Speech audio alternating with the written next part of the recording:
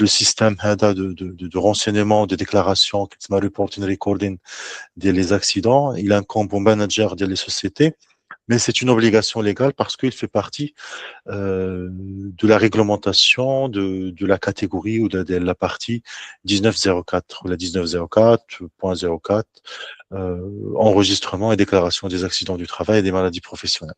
Donc, il y a une méthodologie qu'il faut respecter en matière de déclaration des accidents du travail.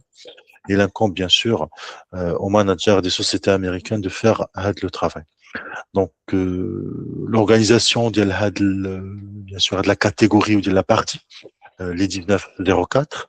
Donc, comme on vous a expliqué avant, l'industrie générale avec le 1910, l'industrie de construction avec le 1926, il y a le reporting et la déclaration des accidents de travail avec le 1904. Donc, il est organisé en sous-parties. La partie A, il traite de l'objet, donc il explique la méthodologie à suivre, le champ d'application de la sous-partie B, les formulaires, les exigences de communication obligatoire, les rapports au gouvernement, les transitions et les définitions. Donc là, comme j'ai dit, c'est pas vraiment obligatoire de respecter ça chez vous, parce que ça ne s'applique vraiment que dans le périmètre des États-Unis.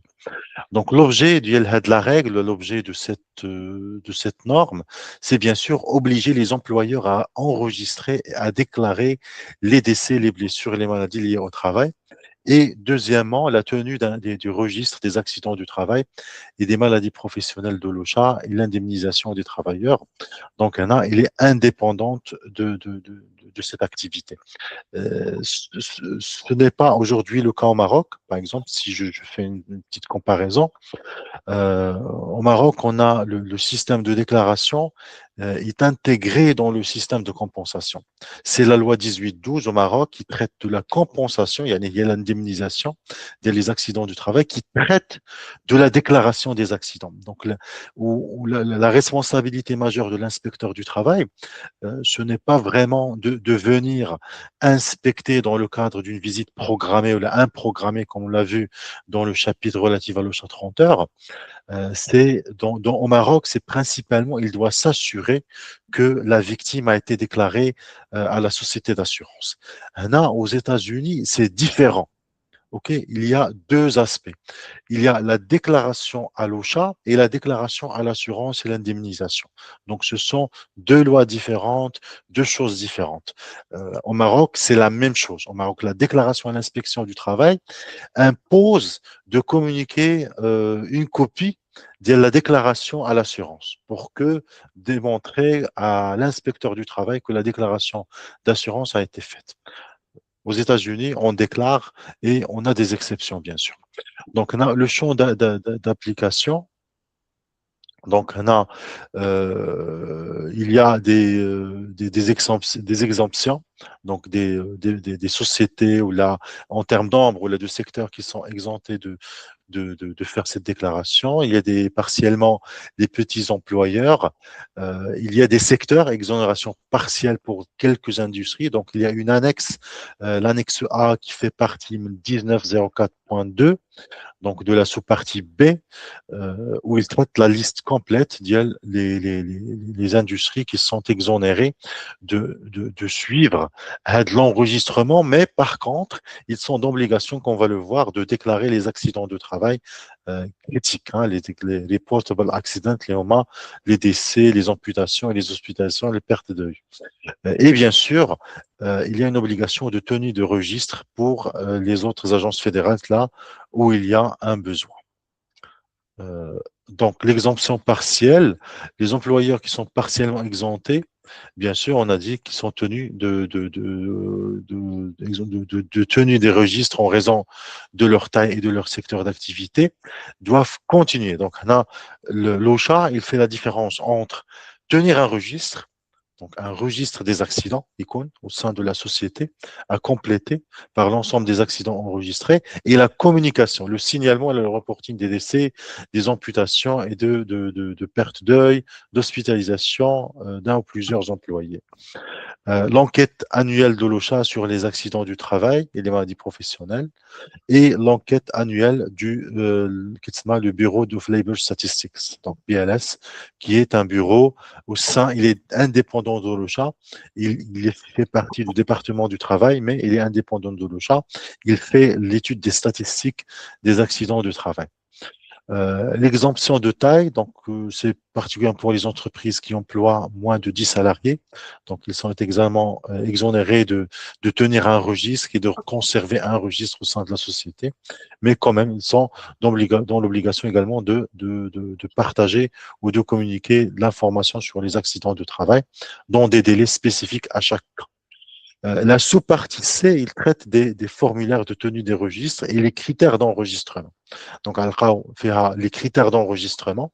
À quel moment, parce que ça peut faire, en cas d'inspection de l'OCHA, s'il trouve qu'il y a des événements, des incidents qui ont eu lieu et qui n'ont pas fait l'objet d'un enregistrement au sein de la société, donc on sait, donc l'OCHA officer peut mettre une citation qui peut donner lieu à une sanction de la société par rapport à non-respect de cette règle. Donc, les critères d'enregistrement, le lien avec le travail, le nouveau cas, les critères généraux, le retrait médical, perte auditive, tuberculose et les formulaires. Donc, ce sont des éléments. Donc, les critères d'enregistrement, donc les employeurs concernés doivent consigner chaque décès, blessure ou maladie qui est lié au travail, donc it's a work-related, est un nouveau cas. Donc, ce n'est pas un plus ou moins récidive ou là, supposant par exemple une personne qui a une fracture et après 2, 3 mois, il a eu une rechute, par exemple, ou là, et il s'est absenté parce que ça, c'est considéré une absence. Donc, il s'est absenté du travail à cause yani des séquelles ou le résultat de l'accident qui a eu lieu maintenant en mois de janvier. Donc, en janvier, il a eu 1 mois ou les 2 mois. C'est un days away, days away. Donc, il a eu une période de repos suite à l'accident. Mais il a repris le travail Diallo, supposons au mois d'avril. Mais en mois de juin ou les de juillet, il a eu des complications au niveau de sa jambe. Donc, il a pris encore 2 mois. Donc, bien sûr, l'employeur n'est pas obligé de réécrire comme s'il s'agit d'un nouveau accident, et d'un nouveau cas. Et il doit répondre à un ou plusieurs critères contenus dans les articles 7 tel 11. Donc, les blessures et responsabilités de l'OCHA, donc tenue d'un dossier de maladie et le processus en 5 étapes. Donc, l'employé, donc on doit poser les questions ou là, c'est les étapes. Donc, l'employé subit une blessure, une maladie. Donc, normalement, il doit y avoir un incident, il doit y avoir un accident, une maladie déclarée, une maladie trouvée. Les blessures doivent être liées au travail. It's a work-related incident, si on a un lien avec l'exercice du travail.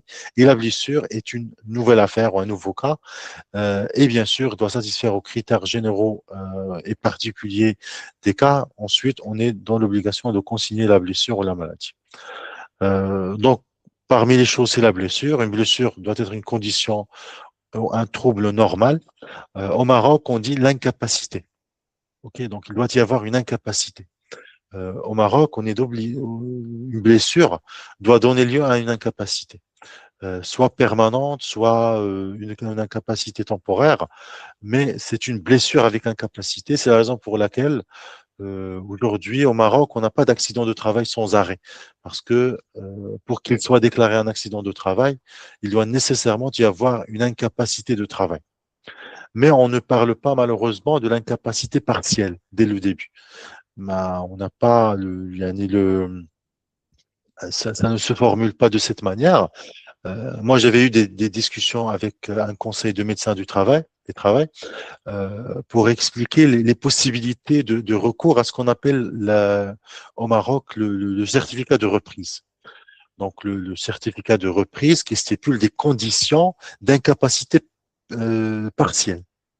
Donc, le médecin traitant, il a le droit de donner,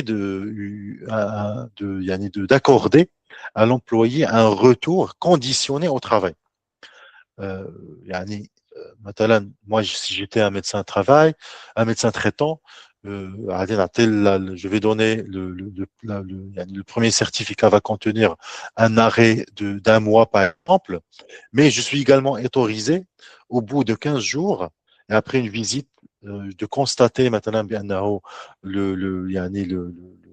la blessure se consolide correctement et que le travail probablement n'aura pas d'impact négatif sur la consolidation et la guérison, je peux accorder une reprise de travail conditionnée. وهذاك تسمى هنا restricted work. يعني le médecin traitant qui est conditionné, il doit conditionner le travail. Maintenant, la victime ne doit pas rester debout, par exemple. On sait qu'il y a maintenant des activités au Maroc qui conditionnent. Moi, j'avais une expérience dans le secteur automobile. Dans le contrat du travail, on te conditionne l'activité directe, elle est conditionnée par l'activité debout, par l'exercice d'une activité dans une position debout. Et là, quand tu n'es pas en mesure de travailler en position debout, tu ne peux pas continuer un travail par insuffisance professionnelle ou d'incapacité de travail. Donc, le médecin travail, il peut me donner cette exonération, la possibilité d'avoir du repos. Donc, l'employeur doit s'incliner, doit accorder cette restriction parce que c'est pendant la période, quelque chose qui est partielle.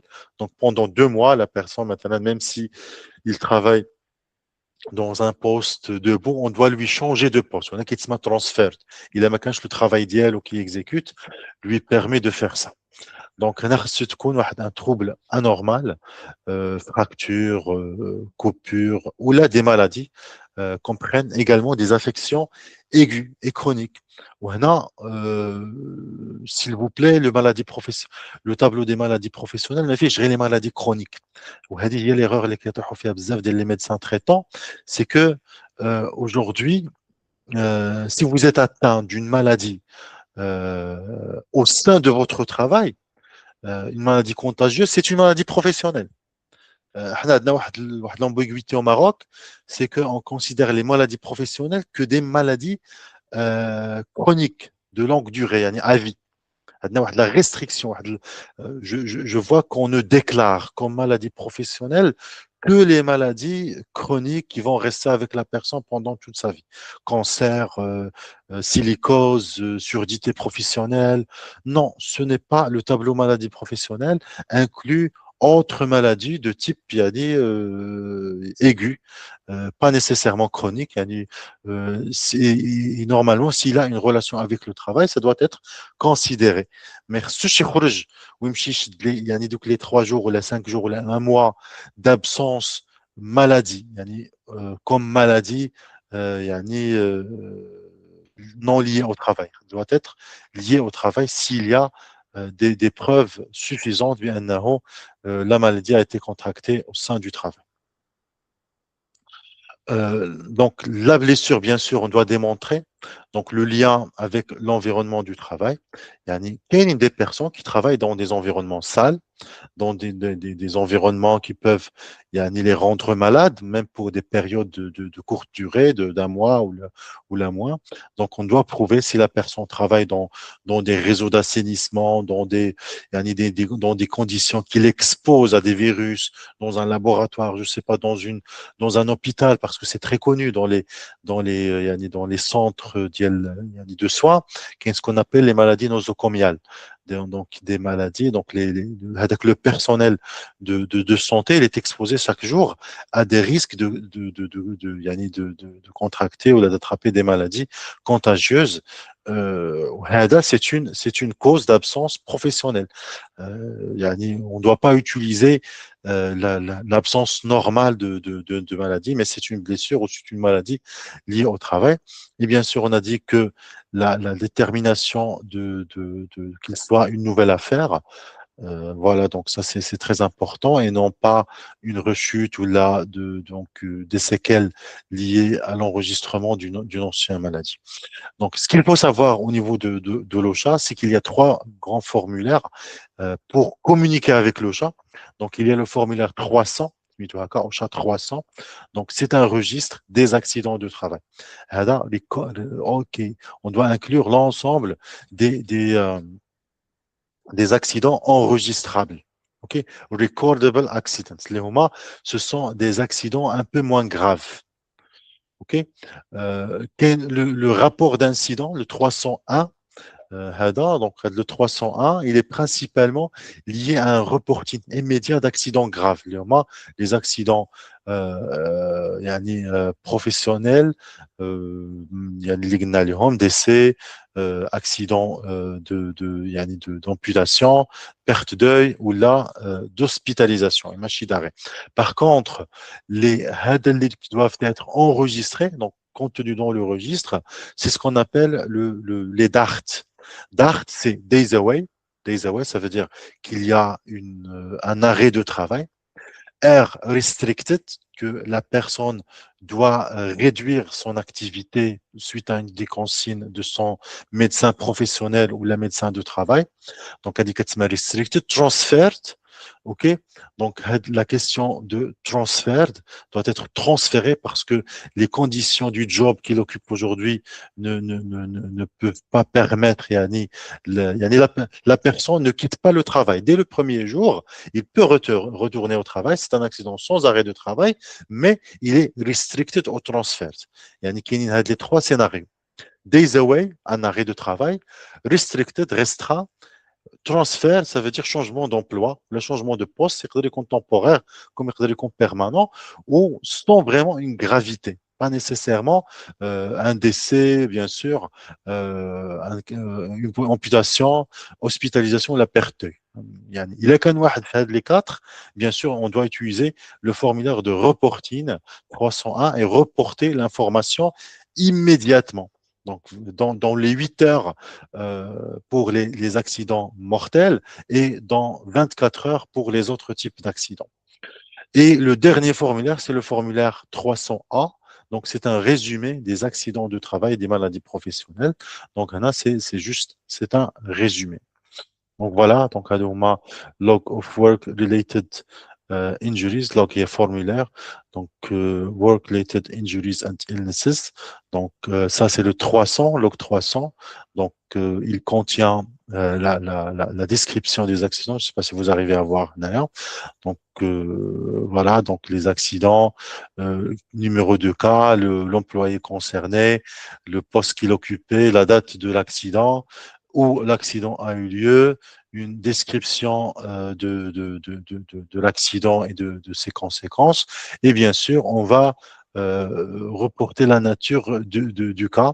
Est-ce qu'il s'agit d'un accident de travail de mortel, ou là, c'est un days away, days from work, days away from work, ça veut dire un accident avec arrêt de travail. Transfer, il est écrit comme DART, DA, ou là, restricted.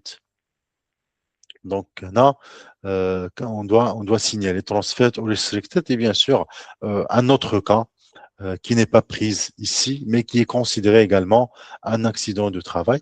Il est qu'un days away from work, on doit les consigner.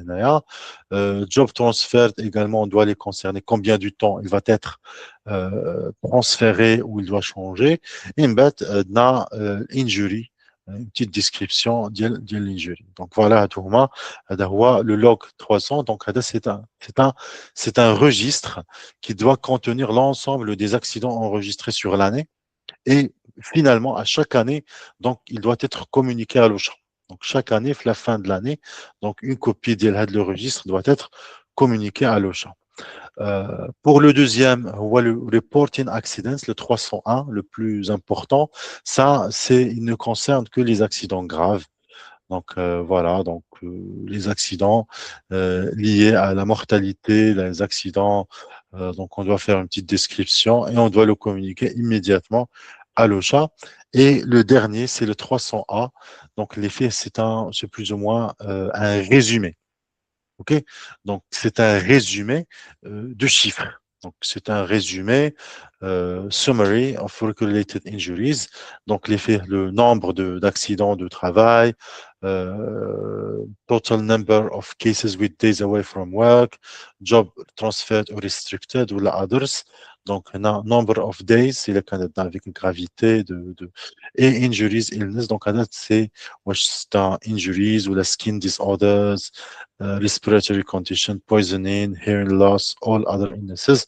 Donc, c'est un résumé de ces accidents enregistrés et les employeurs doivent consigner chaque nouveau cas à déclarer sur les formulaires dans les 7 jours calendriers suivant la réception de l'information qu'un cas a été déclaré, c'est produit.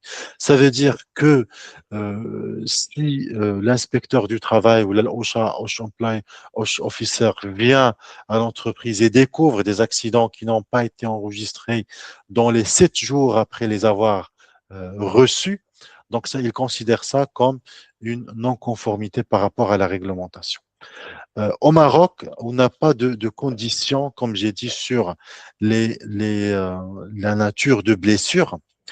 Et ça, c'est parce qu'on ne prend en considération, c'est une loi de compensation, ce qui veut dire que l'employeur est tenu de déclarer chaque cas qui lui a été signalé par la victime. Donc, il suffit que la victime signale un cas d'accident de travail, que l'employeur est obligé par la force de la loi de faire la déclaration et c'est à l'assurance de vérifier l'authenticité des éléments déclarés. Donc voilà, donc les donc voilà les formulaires, donc le formulaire, le résumé annuel, donc ce qu'on a vu donc par rapport à ces éléments. Donc la rétention est mise à jour. Donc il faut conserver les formulaires pendant 5 ans après l'année où ils ont été utilisés. Mettez à jour les formulaires OSHA 300 pendant cette période. Il n'est pas nécessaire de mettre à jour le formulaire OSHA 300A ou le formulaire 301 parce que donc ils ne contiennent que des informations communiquées plus ou moins à chaud.